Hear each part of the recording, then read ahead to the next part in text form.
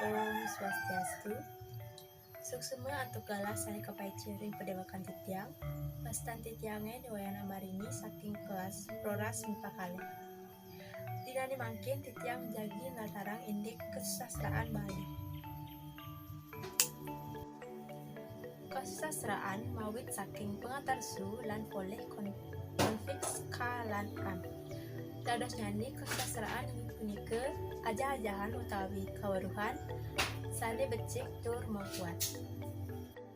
Napi kawigunan melajahin kesusastraan Bali. Ini pertama ini punike wikanin indik budaya sane ada luhung sane pajang keanggen ngelimbakang budaya Bali ini.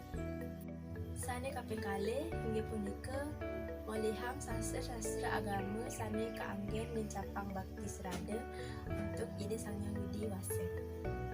Kaping untat ini punika keanggen mencapang seni Bali tur mencapang rasa bangga makrama Bali.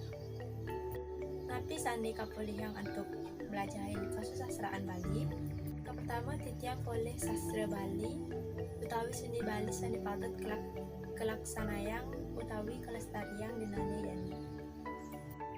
Sane kapimuntat oleh rasa bangga makrama Bali ter oleh sastra agama sane kaanggen mencapang sarada bakti majang ring ide Sang Hyang Widi Wase.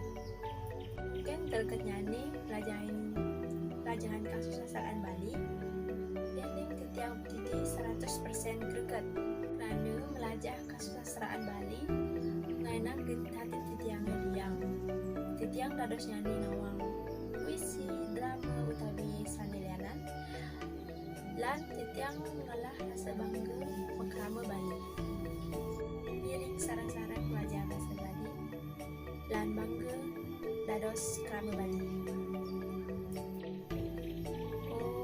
Shanti, Shanti, Shanti.